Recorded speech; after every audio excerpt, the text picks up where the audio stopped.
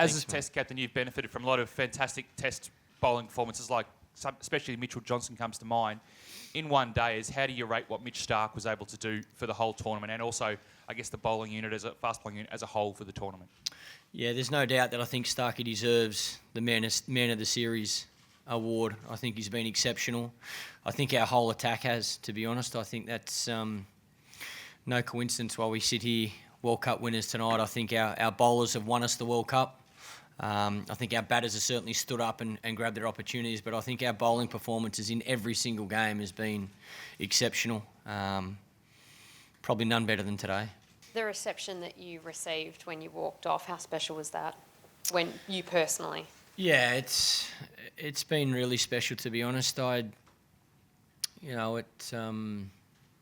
I said, even announcing my retirement from one-day cricket yesterday, I really didn't want to take anything away from the team. So even tonight, it's still, that was very special for me personally. But again, I really wanted to run off the field, so I didn't take that. I wanted that applause for the team. But I think we got that. I think the way the crowd hung around for us to raise that trophy, the World Cup trophy, I think was very special for all the players. It's been, like I say, 245 games for my country. I've been absolutely blessed. I couldn't ask to have been a part of any better team, whether when I started my career, when I won the World Cup in 2007, or when we won tonight. I've played with some unbelievable players. And this team's no different. This team's full of amazing talent. I think at the end of a lot of their careers, they'll be great to the game. I certainly can't ask for anything more. Black armband that you wear, and obviously everything that the boys went through 4 months ago, how proud are you that they actually managed to pull this off, given how it started? Yeah, it makes it more special. There's no doubt about it. I think Hughesy's thought about and spoken about on a daily basis. I think probably the last couple of months for me personally, it's probably been harder than when he first passed away. I've been in regular contact with his sister and his family. And I know they would have been watching tonight. So I guess that's what makes it so special, that we are still thinking about him, we are still talking about him, and we always will. Like I say, I won't play another game. I certainly won't play a test match without his test number on my heart. And I'll wear this black armband for the rest of my career. So, we've spoken about it as a team. We believe we played this World Cup with 16 players in our squad. And that'll continue for the rest of my career, that's for sure. Given you said you didn't want the retirement to be, take the shine off the World Cup win, why did you announce it the day before, not the day after? Because I think tomorrow's press is going to be about the team.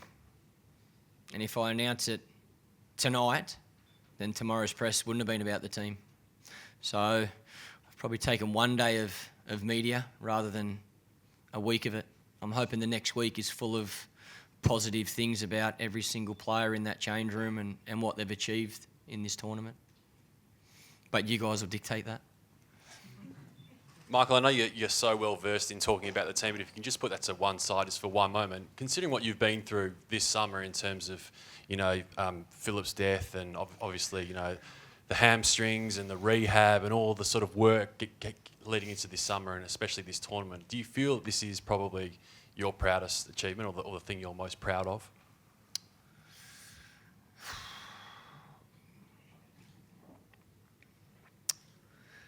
I think my proudest achievement in my career was making 100 at the Adelaide Oval in that test match. But this is as special as it gets. I've been fortunate. I won, I was part of the team that won the World Cup in 2007.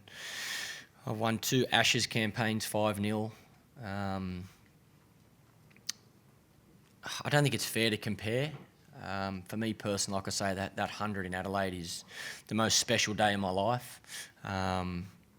This is a magnificent feeling. There's no doubt about it, and it's because the team has been through so much, and we're able to still walk out onto that cricket field and perform.